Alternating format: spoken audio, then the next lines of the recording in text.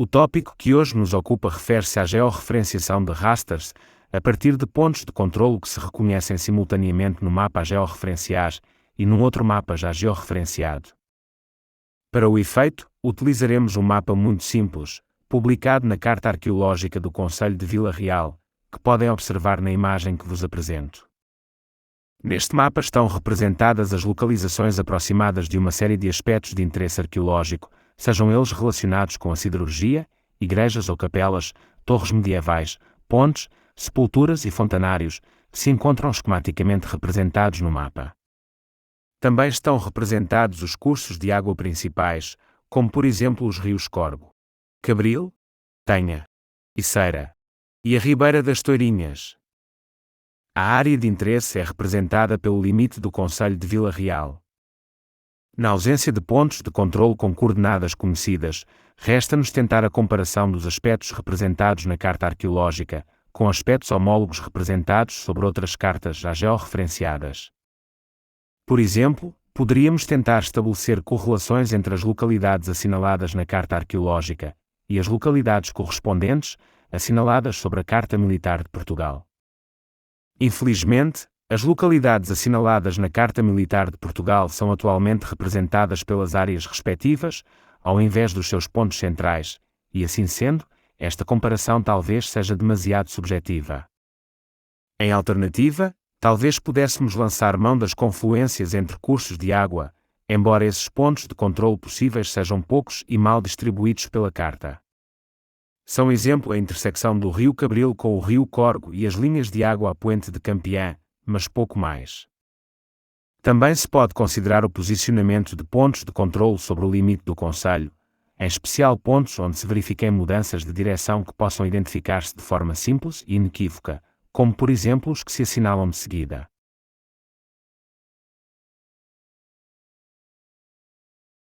Eventualmente, poderão usar-se indistintamente quaisquer dos pontos referidos. Vamos começar por marcar pontos sobre o limite do concelho. Assim sendo, necessitaremos de possuir uma representação georreferenciada deste limite. Este limite encontra-se representado na Carta Administrativa Oficial de Portugal, entre outras, publicada pela Direção-Geral do Território.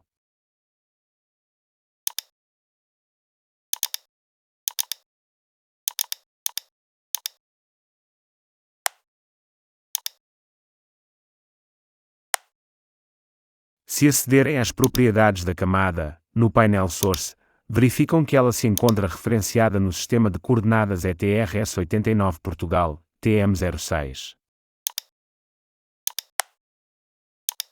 O mapa encontra-se no mesmo sistema, o que significa que não é necessário realizar qualquer transformação, e que a carta arqueológica ficará referenciada neste sistema.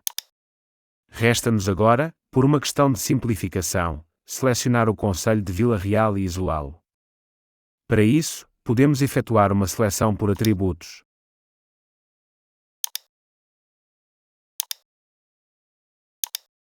Impondo a condição concelho é igual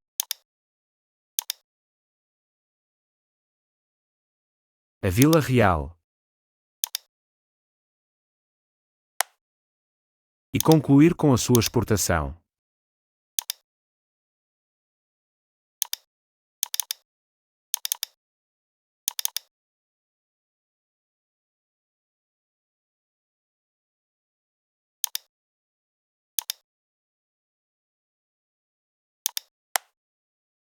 Por uma questão de facilitar a sobreposição entre as camadas, vamos alterar a simbologia do concelho,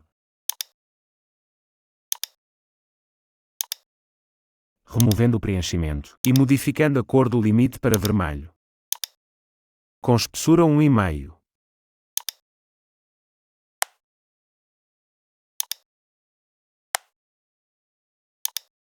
Podemos agora utilizar os pontos de inflexão do limite do concelho, que assinalei anteriormente sobre o raster, para efetuar um primeiro ajuste das duas representações.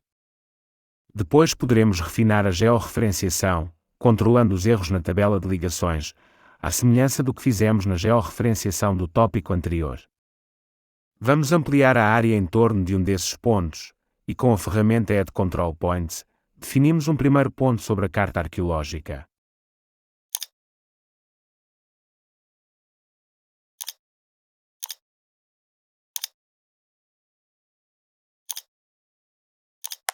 Centrando agora a vista sobre o limite do concelho, definimos a posição real correspondente.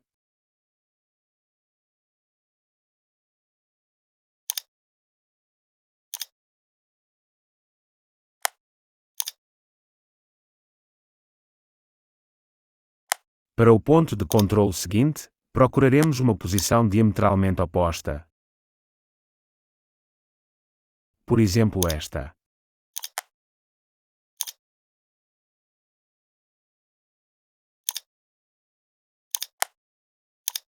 Como podem reparar, com estes dois pontos de controle fez-se um primeiro ajuste, que permite analisar mais facilmente as posições possíveis de outros pontos de controle. Devo fazer notar que esses pontos devem distribuir-se por toda a área, de modo tão uniforme quanto possível.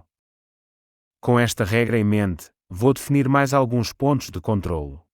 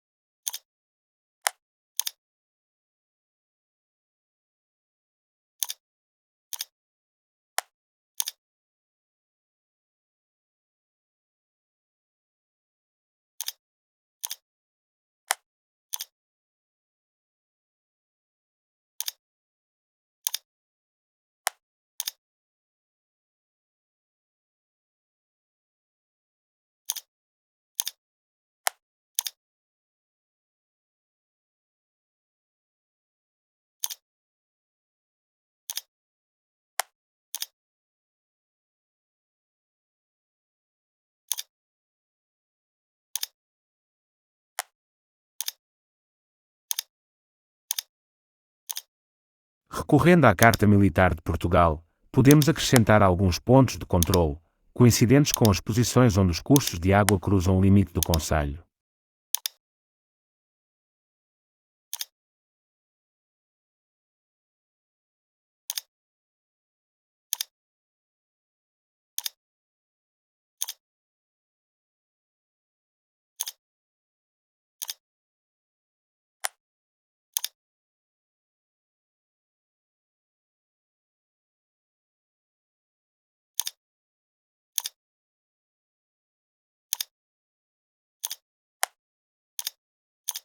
Também podemos experimentar alguns pontos de confluência das linhas de água.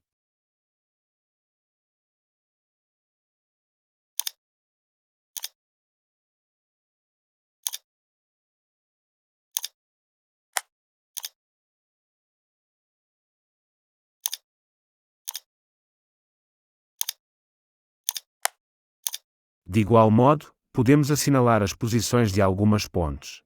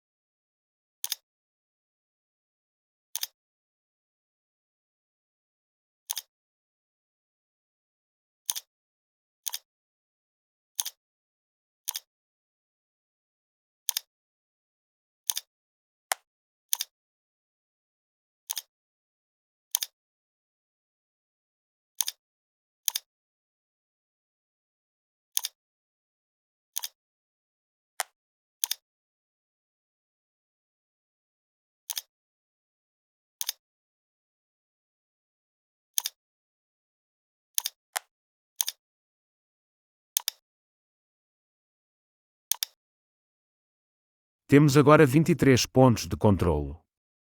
Parece-me um conjunto de pontos bastante razoável.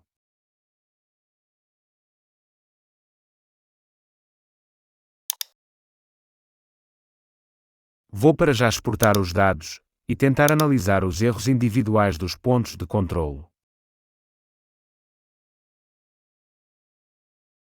A análise dos erros individuais deverá ter em conta o seu efeito em termos do erro médio quadrático direto. Isto é, deveremos desligar os pontos de controlo com erros individuais mais elevados, de modo a conseguir um erro médio quadrático direto inferior a um valor admissível, mantendo uma distribuição uniforme dos pontos de controlo.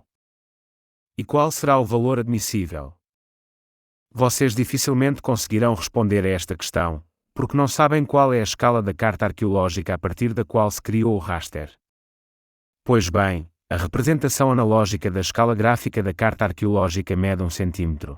Ou seja, define uma relação de 1 cm para 2000 metros, ou o equivalente a 1 milímetro para 200 metros.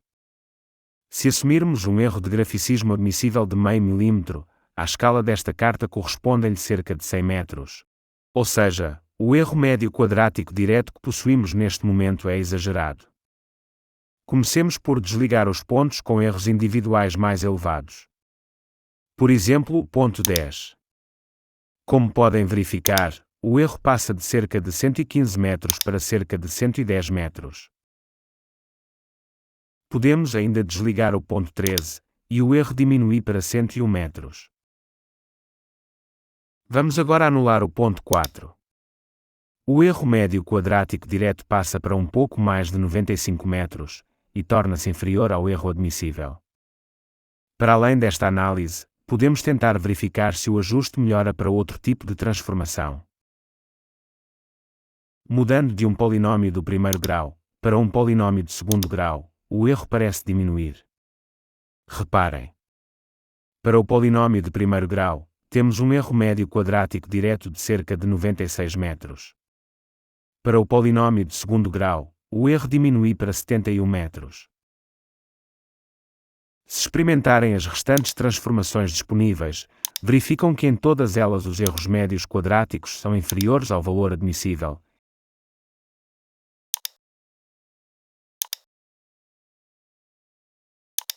E no caso da spline o erro é nulo.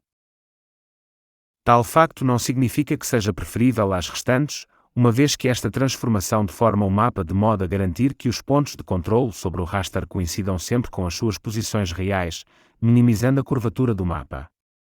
Ou seja, apesar de garantir que o erro médio quadrático direto é nulo, a deformação do mapa daí resultante pode invalidar o seu uso. Em termos visuais, o ajuste parece bastante razoável utilizando um polinômio de segundo grau. Nestas circunstâncias, a decisão será sempre do operador. Eu vou optar pelo polinômio do segundo grau. Podemos então salvar. Gerar o relatório.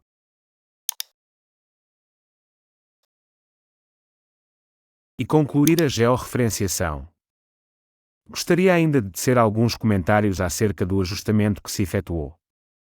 Apesar de matematicamente aceitável, o facto é que o ajuste visual não é perfeito. O pequeno desalinhamento observável em algumas secções poderá dever-se ao facto de estarmos a comparar mapas que são temporalmente muito distintos.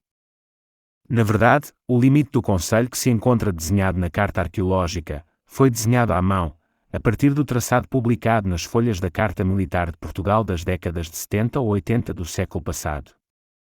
Por sua vez, o limite da Carta Administrativa refere-se a 2022, e em alguns locais verificam-se diferenças por vezes significativas. Impõe-se por isso a questão, então, por que não usar como termo de comparação o limite do concelho publicado na Carta Militar de Portugal, em vez de se usar o limite do concelho publicado na Carta Administrativa? Bom, é claro que deixo essa hipótese à vossa consideração, e aconselho vivamente que façam essa análise.